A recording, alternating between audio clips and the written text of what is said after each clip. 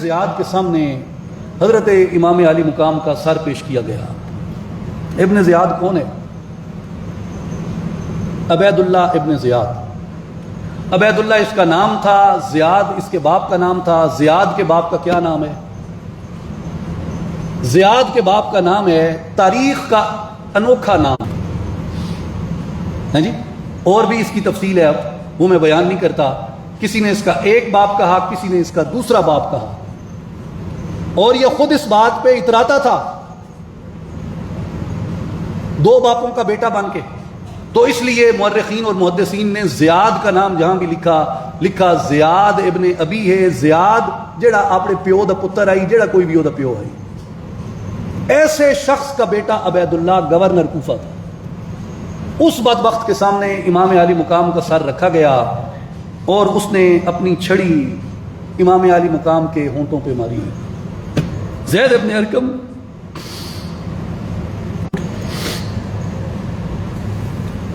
اسی طرح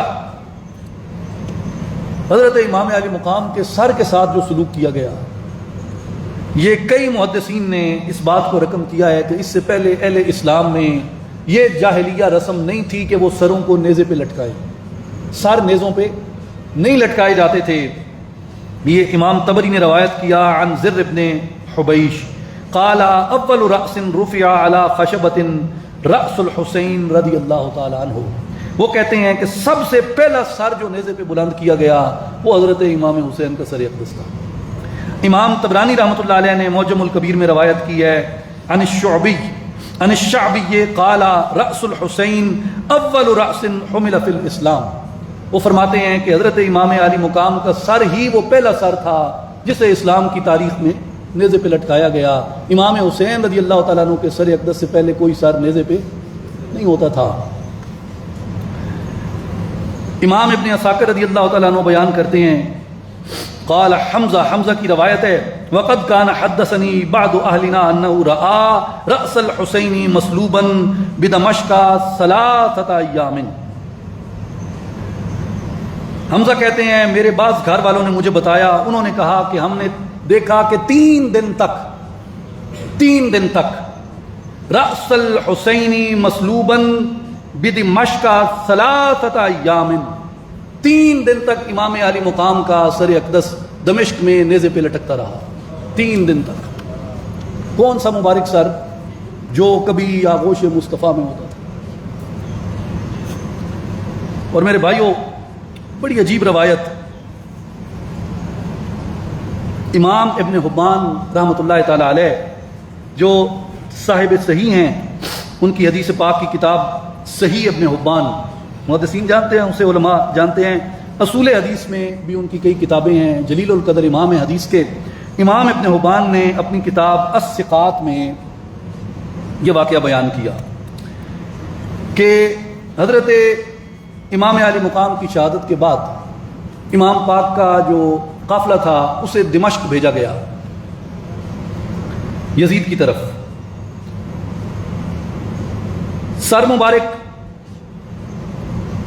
جہاں قیام ہوتا وہاں نیزے پہ لٹکا لیتے، اور جہاں سفر میں ہوتا وہاں صندوق میں ڈال دیتے۔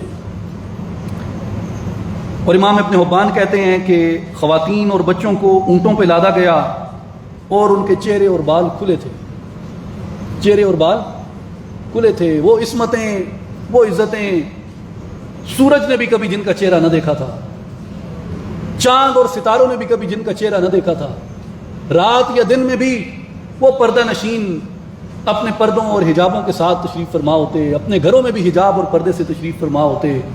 آج وہ مصطفیٰ کریم کی آل کی گھرانے کی عزتیں اور عصمتیں اونٹوں پہ ننگے سر کھلے بال لادی گئیں۔ ایک جگہ رات کو وہ قافلہ ٹھہرا کوفہ اور دمشق کے راستے میں،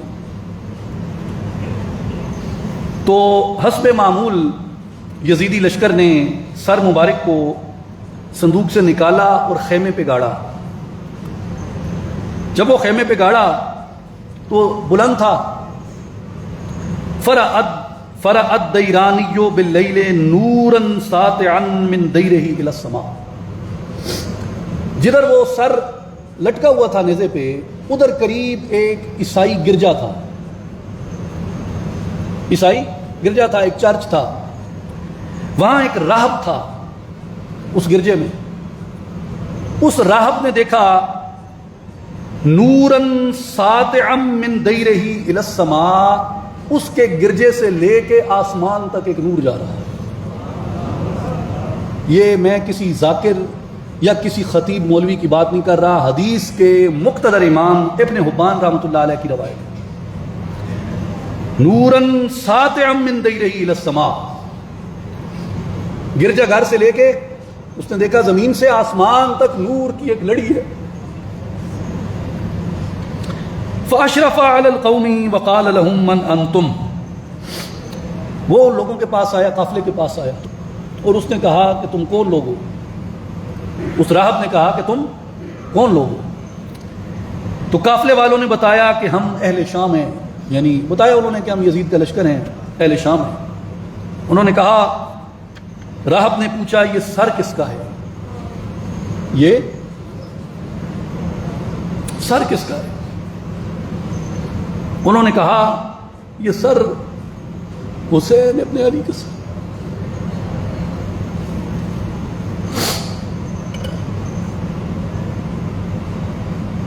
اس نے پوچھا یہ سر کس کا ہے؟ تو انہوں نے کہا کہ یہ سر حسین ابن علی کا سر ہے۔ قال بئس القوم انتم، اس نے کہا اتنی گھٹیا قوم ہو تم، اتنے برے لوگ ہو تم۔ واللہ لو کان لعیسی ولد لادخلناہ احداقنا، خدا کی قسم اگر عیسیٰ کی اولاد ہوتی ہم اسے آنکھوں کا نور بنا کر رکھتے۔ عیسائی راہب کہتا ہے بد نصیب لوگ ہو تم، یہ سر نیزے پہ لٹکانے جیسا تھا۔ واللہ لو کان لعیسی ولد، اگر حضرت عیسیٰ کی اولاد آج زندہ ہوتی لادخلناہ احداقنا، ہم ان کو اپنی آنکھوں کا نور بنا کے رکھتے۔ بہرحال اس راہب نے، اس عیسائی نے ان سے کہا، قافلے والوں سے، اس نے کہا میرے پاس 10,000 دینار ہیں، 10,000 دینار ہیں، وہ مجھ سے لے لو اور آج کی ایک رات کے لیے یہ سر مجھے دے دو۔ اور میرے بھائیوں، حسین کا سر ہے اور یزیدی فوج کی قیمت دیکھیں، 10,000 دینار راہب سے لے لیے اور ایک رات کے لیے حسین کا سر اس راہب کو دے دیا۔ اللہم صلی علی محمد وعلی آل محمد مبارک وسلم۔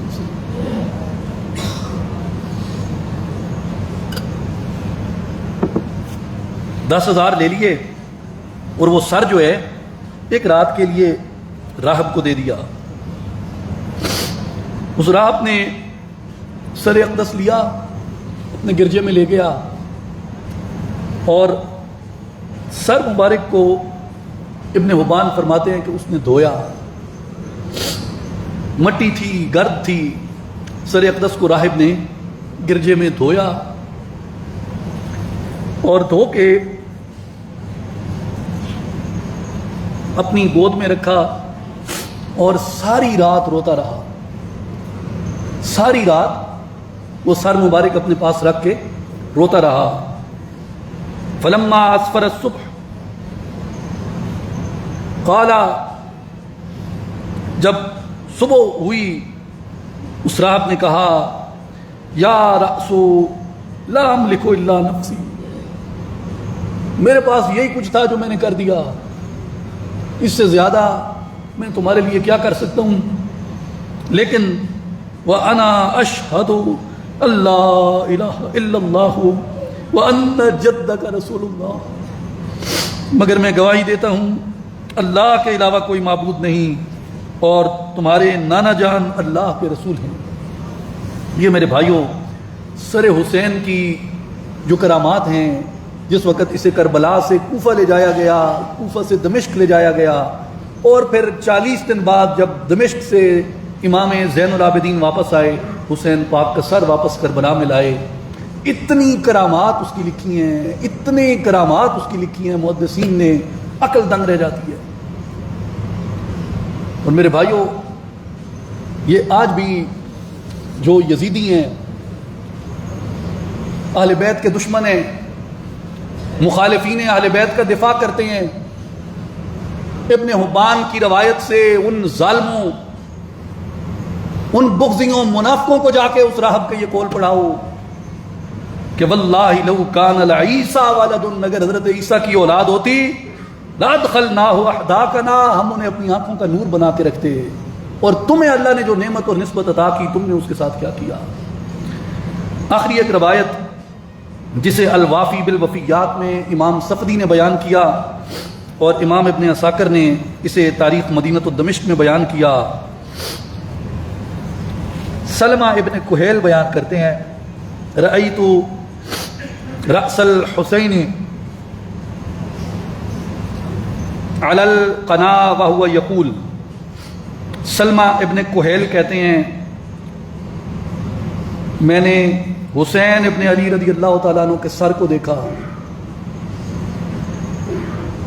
علی القنا، وہ نیزے پہ بلند تھا، وہو یقول، اور سر مبارک سے، نیزے پہ سر ہے اور سر مبارک سے یہ آواز آ رہی ہے، سورہ البقرہ کی آیت نمبر 137 کی، فَسَيَكْفِيكَهُمُ اللَّهُ وَهُوَ السَّمِيعُ الْعَلِيمُ، بس اب اللہ آپ کو ان کے شر سے بچانے کے لیے کافی ہوگا، وہ خوب سننے والا اور جاننے والا ہے۔ میرے بھائیوں، وقت بہت ہو گیا ہے اور نماز جمعہ میں تاخیر، زیادہ تاخیر بھی مناسب نہیں ہے، بات تو اس پہ کہاں ختم ہو سکتی ہے۔ کربلا کو اور حسین کو سمجھنے اور بیان کرنے کے لیے ایک زندگی ناکافی ہے، مگر میرے بھائیوں ایک بات یاد رکھو، جسے حسین سمجھ نہیں آیا اسے دین سمجھ نہیں آ سکتا۔ جیسے رات کو میں نے عرض کی کہ لوگ کیا سمجھتے کہ یہ اپنی جان بچانا چاہتے تھے، یہ تخت کے لیے جا رہے تھے۔ حق باہو کیا کہتے ہیں؟ حق باہو فرماتے ہیں عاشق سوئی حقیقی جڑا قتل معشوق دے مننے ہوں، مکھ نہ پھیرے رخ نہ موڑے توڑے سہ تلواراں کھنے ہوں، جت ول ویکھے راز ماہی دے لگے اسے بنے ہوں، سچا عشق حسین دا یا حضرت باہو سر دیوے راز نہ بنے ہوں۔ میرے بھائیوں، حسین سمجھ نہ آئے حق باہو سمجھ نہیں آتا، حسین سمجھ نہ آئے شریعت سمجھ نہیں آتی، حسین سمجھ نہ آئے علی سمجھ نہیں آتا، حسین سمجھ نہ آئے نبی سمجھ نہیں آتا، حسین سمجھ نہ آئے قرآن سمجھ نہیں آتا۔ میرے بھائیوں، یہ دعوے نہیں ہیں، خطیبانہ جملے نہیں ہیں، یہ حقائق ہیں۔ حسین کو سمجھے بغیر کوئی چیز نہیں سمجھ آ سکتی، اور جو کچھ اس خانوادہ نبوت نے سہا، کس کے لیے سہا؟ وہ اس سے بہتر دنیا حاصل کر سکتے تھے، اس سے بہتر زیادہ خوشگوار دنیاوی زندگی جی سکتے تھے، مگر انہوں نے شہادتوں کو قبول کیا، دنیا کی تکلیفوں کو قبول کیا، اللہ کی رضا پہ راضی رہے۔ میرے بھائیوں، ہمارے لیے راستہ کیا ہے؟ ہمارے لیے حسین کا راستہ ہے، اور حسین جب تک دلوں میں زندہ ہے، یقین رکھو تب تک ہم دین سے بھی جڑے ہوئے ہیں، نبی سے بھی جڑے ہوئے ہیں، خدا سے بھی جڑے ہوئے ہیں۔ اور جو حسین سے نکل گیا وہ دین سے نکل گیا، وہ نبی کے اس سے برات کرتے ہیں اور خدا اس سے برات کا اعلان کرتا ہے۔ اس لیے اللہ تعالی ہم سب کو اہل بیت کی محبت عطا فرمائے، حسین پاک کی محبت عطا فرمائے، اور نبی پاک کی محبت عطا فرمائے۔ ان اللہ و ملائکتہ یصلون علی النبی یا ایھا الذین آمنوا صلوا علیہ وسلموا تسلیما، اللہم صل علی محمد وعلی آل محمد وبارک وسلم، وآخر دعوانا الحمد للہ رب العالمین۔